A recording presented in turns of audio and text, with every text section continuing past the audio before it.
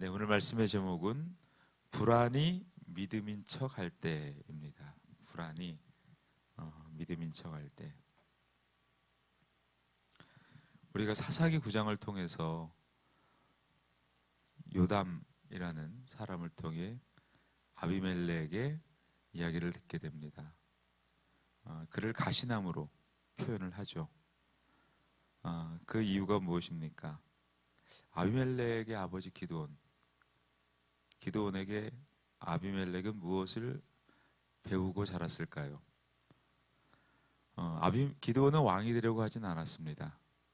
그런데 말과 속이 달랐던 거죠. 우리는 간혹 우리의 생각과 다른 말을 할 때가 있습니다. 왜일까요?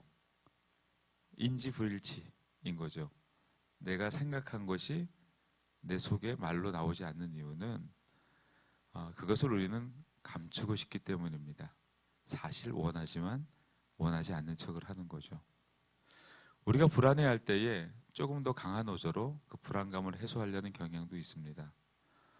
우리가 간혹 이런 생각을 하죠. 저토록 많이 갖고 풍성하게 많이 누리는데 왜 저렇게 불안해할까? 또 하나는 저렇게 높은 위치와 상당한 권력을 가졌음에도 왜 더 달라고 요청할까? 이런 생각을 우리는 하게 됩니다. 그런데 이게 이제 현대과학이 발달하다 보니 뇌과학이라고 하죠. 예전에는 감정 내지는 감성, 정서적 이해만 했다가 이제 과학이 발달하면서 그걸 물리적으로 밝혀낸 거예요. 인간이 어떤 즐거움을 경험할 때에 우리에게 도파민이 생성이 되는구나. 그 도파민이 한번 생성되면 인간이 또다시 그것을 희구하게 되는구나.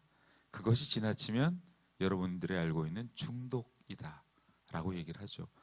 대표적으로 그런 약물적인 중독도 있고 또 정서적 중독도 있고 다 그것이 우리는 말씀을 통해 알게 되는 거죠. 우리가 창세기 3장 아래에 놓여 있는 죄인이구나.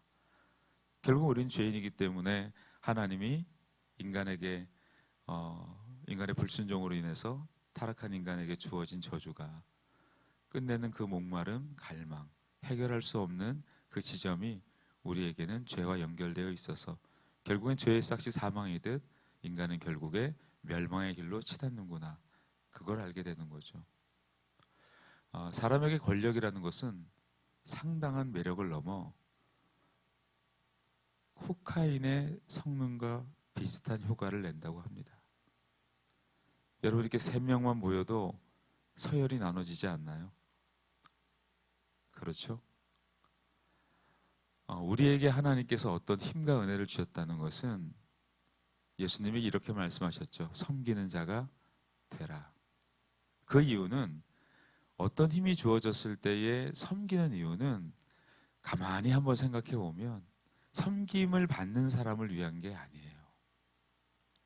섬기는 사람이 보호받는 거예요. 힘이 있다는 것은 무엇을 의미합니까? 우리가 구약 역사를 보면 특히 사사 시대를 보십시오. 순환적 사이클이 있죠.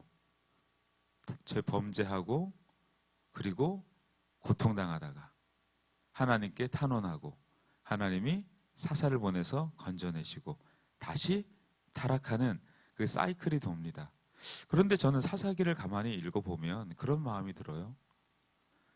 이스라엘 공동체가 어떤 이성적이지도 않고 객관적이지도 않고 사실적이지도 않는 상황적이고 그리고 자신들의 어떤 느낌과 감정에 반응하는 걸 봅니다.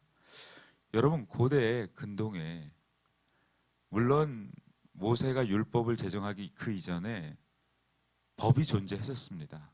근데 그 법은 유명한 함무라비 법전이라고 하죠. 300년 전에 만들어졌을 겁니다. 그 법은 오직 왕의 통치와 그 다음 그 통치를 받는 그 대상인 백성들을 어떻게 효율적으로 잘 다스릴 것인가에 관한 법이에요. 그런데 모세가 규정한 율법은 그런 인간적인 법과는 사뭇 다릅니다. 감정적이지도 않고 그리고 인간의 이성에 제한되지도 않습니다. 왜냐하면 그 법의 제정 목적이 무엇일까요? 하나님을 사랑하는 거예요. 그리고 신약에 와서는 예수님이 그것을 확장했죠. 내 이웃을 내 몸과 같이 사랑하라. 그리고 사실 우리가 이해할 수 없는 말씀들을 너무 많이 하셨어요, 예수님이. 누가 너에게 오리를 가자 하면 십리를 가주고, 누가 너에게 겉옷을 달라 하면 속옷을 내어주어라. 누가 너에게 한 뺨을 때리면 다른 뺨을 돌려달라. 어떻게 보면 말도 안 되는, 그리고 실제 우리 현실에서 우리는 그것이 이행되지 않아요. 우리는 조금 나에게 누군가 섭섭하게 하면 그 서운한 마음을 우리는 애써 아닌 척하고, 그러나 마치 맑은 물처럼 보이지만 그 아래 찌꺼기들이 침전된 것처럼 우리 마음속엔 그런 원망과 불평과 불만이 가득 놓여 있는 거죠. 그때 어떤 충격이 오고 충동이 오면 그것이 너를 띠는 거죠. 인간은 너무나 불완전한 존재라는 것을 여실히 느낍니다. 그런 불완전한 존재에게 예수님이 하신 말씀은 이루어질 수 없는 이야기들이에요. 그 여실히 드러난 사실이 사사기의 이야기들입니다. 사사들은 인간의 가장 취약한 면들을 다 가지고 살아가는 존재들이에요. 하나님이 세우셨습니다.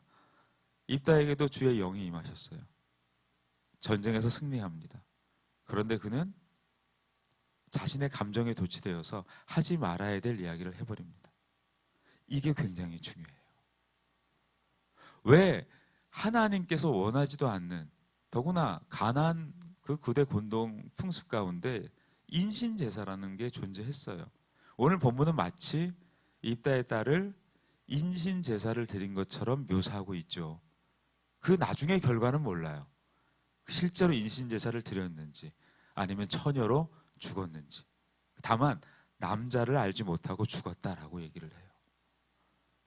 그런데 그 어디도 하나님의 뜻이 담겨 있지 않아요. 오직 입다가 내뱉은 고백이에요. 그러나 여호와께 드렸다라는 그 이야기에 입다가 걸린 거죠. 그 딸도 걸린 거예요. 그러면 더 나아가서 하나님이 그런 서원과 그런 예물을 받으시는 분인가? 그렇지 않죠. 하나님께서는 인간의 어떤 행위와 공로로 당신의 영광을 취하실 일이 없어요. 하나님은 하나님의 영광을 당신이 받으세요. 그리고 인간에게 그 영광을 보기를 원하는 거예요. 모세를 부르셨을 때 타지 않는 떨기나무 가운데 무엇을 보이셨을까요? 여호수아가 군대 장관을 만났을 때에 하나님은 그에게 왜 그런 이적을 보여주셨을까요? 홍해를 건너고 요단강을 건널 때에 하나님께서 도대체 무엇을 말씀하셨을까요? 보라는 거죠. 누구의 영광을? 하나님의 영광을. 달이 자신의 빛으로 빛나는 것이 아니라 태양의 빛을 반사되어 우리에게 비춰지는 것처럼 우리는 주님의 은혜를 입어서 이 땅을 사는 존재들이에요. 하나님이 사사기를 통해서 말씀하시는 가장 중요한 말씀은 참된 사사는 인간이 될 수 없다. 사사기의 다른 이야기가 표현이 뭐냐면 판관이거든요. 판관. 재판하는 사람들이. 그러면 사사기의 내용을 읽어보면 사건이 서술돼 있잖아요. 6명의 사사와 또 다른 6명의 사사를 나누어서 그냥 이름만 나온 사사들이 있잖아요. 살고 간 사사만 있고 나름 큰 업적을 낸 사사들이 있잖아요. 그러나 공통점은 뭐예요? 이름을 냈든 이름을 내지 않았든 사사들의 삶 가운데 뭐가 있었다? 오류가 있었다. 그리고 놀랍게도 온니엘이라는 뛰어난 사사가 죽고 나서 점점 사사의 역사는 하얀 곡선을 그려요. 한 뛰어난 사사가 나와서 다음에 더 뛰어난 사사가 나오는 것이 아니라 점점 하얀 곡선을 그리면서 사사기의 마지막은 각자 자기 소견 옳은 대로 행했다라고 말씀하고 있어요. 그러니까 사사기를 기록한 목적이 뭐냐는 거죠. 사사가 왜 등장했을까요? 율법은 주어졌고 그들의 지도자들은 이제 죽었습니다. 그러나 백성들은 율법을 따를 마음이 점점 약해지고 옅어졌어요. 그러니까 하나님은 그들을 하나님께로 인도할 누가 필요해요? 네, 대리자가 필요했던 거죠. 그러나 그들은 다 그 역할을 부분적으로 이행했지만 부분적으로는 잘 이행하지 못했어요. 그 중에 가장 오류가 담긴 내용 중에 하나가 오늘 입다의 사건입니다. 왜 그런 이야기를 했을까? 갑자기 불안해서 그래요. 불안해서. 하나님께서 말씀을 하셨지만 불안한 거예요. 여러분, 인간 선택의 오류 가운데 가장 큰 게 뭘까요? 불안이에요. 제가 서두에 말씀드렸죠. 권력에 중독되면, 자, 여러분, 마약에 중독된 사람과 똑같은 현상을 일으킵니다. 더 많은 인정과 추앙을 원해요. 그래서 예수님께서 제자들에게 그토록 당부하신 거예요. 섬기는 자가 되라. 니네 안 그러면 죽어. 그 얘기예요. 너희들이 갈 때 귀신도 쫓길 거고 능력도 나타날 거고 사람들이 너희들 보고 선생님, 선생님, 사도요, 사도요 그럴 거고 요즘 말로 얘기를 하면 목사님, 목사님, 장로님, 장로님 그럴 거고 축혀 세워드릴 텐데 너희들이 온전할 것 같니? 섬기는 자가 되라. 그게 치유입니다.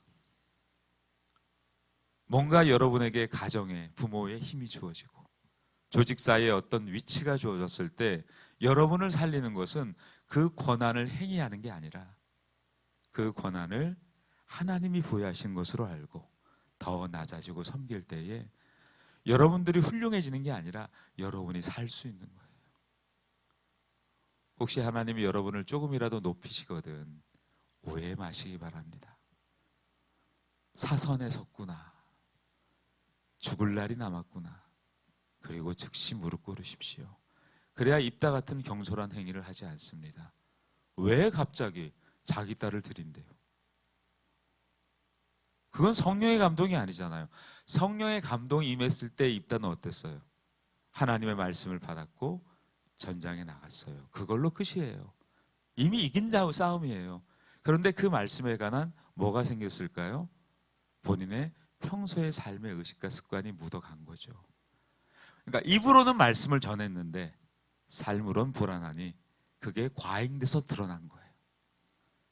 네, 처음에 나를 마중하는 것을 여호와께 드리겠다라고. 뭐가 나올지 어떻게 알고.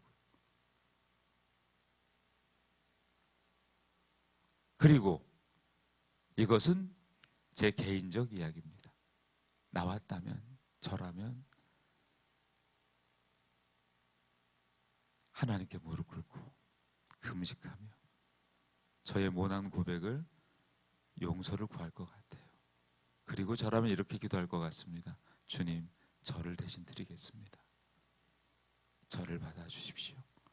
여러분, 우리가 어떤 사회에서 아니면 우리 교회에서 어떤 문제가 나요. 그럼 뭐라고 얘기해야 될까요? 저 사람 잘못이다 라고 얘기해야 될까요? 여러분에게 힘이 있다라면 이렇게 말하는 게 맞아요. 진심으로 제 잘못입니다. 그것이 권력이 있고 힘이 있고 지도력이 있는 사람의 삶이고 그래야 살아요. 그래야 살아요. 그래서 하나님께서는 모세를 조용히 걷어가 주신 거예요. 그를 너무 사랑하시니까. 불안이 믿음인 척할 때 이런 현상이 일어나는 겁니다. 아비멜렉은 어떻습니까? 내 아버지는 왕이다 라는 뜻이에요. 그 이름 누가 지어줬을까요? 아버지가 지어줬겠죠. 그 말이 뭐예요? 이미 왕인 거예요. 이미 왕인 거예요, 자기가. 사람의 의식은 그 속에 있는 것이 투영돼요. 막을 수가 없고 감출 수가 없다니까요. 그래서 여러분들이 말씀을 읽고 기도하고 정말 로마서 12장 1절 이하의 말씀대로 우리가 하나님의 선하시고 기뻐하시고 온전한 뜻이 무엇인지 분별하는 이 모든 행위는 이성 아래에 있는 게 아니라 이성 위에 있다니까요. 그게 감정에 휩싸인 정서적 반응이 아니라 하나님의 언약으로 우리는 더 선명하고 분명해지는 것이에요. 그래서 말씀이 들어가면 치료가 일어나는 거예요. 치유가 일어나는 거예요. 그리고 말씀을 전하면 그 첫 번째 은혜가 누구에게 임하여? 전하는 자에게 임해요. 거울을 놓고 자기를 들여다보는 거예요. 그러면 우리는 어떻게 됩니까? 하나님 앞에 겸손할 수밖에 없는 거죠. 여러분, 불안이 믿음인 척 할 수 있습니다. 그럴 때 여러분, 아니지. 우리가 하나님의 약속 앞에 서셔서 간절함처럼 보이고 헌신처럼 보이고 결단처럼 보이고 그런 모양처럼 느껴지더라도 우리가 분명히 두 가지는 내려놔야 될 것 같습니다. 하나는 높아지려 하지 마십시오. 다른 말로 왕이 되려 하지 마십시오. 하나님께 내려놓으십시오. 별로 의미 없어요. 의미 없어요. 쓸데없어요. 우리의 왕은 하나님, 우리의 참된 왕은 그리스도요.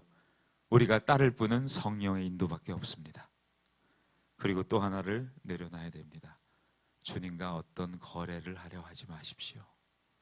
조건을 걸지 마십시오. 그건 불안의 기인에서 나오는 우리의 죄수처일 뿐입니다. 그리고 속히 그런 이야기들을 담으셔서 뭐라고 말씀하면 됩니까? 하나님, 믿음과 사실 앞에 걷게 해 주옵소서. 불안이 믿음인 척 하지 않게 해 주옵소서. 그렇게 승리하는 오늘 하루도 되시기를 축원합니다.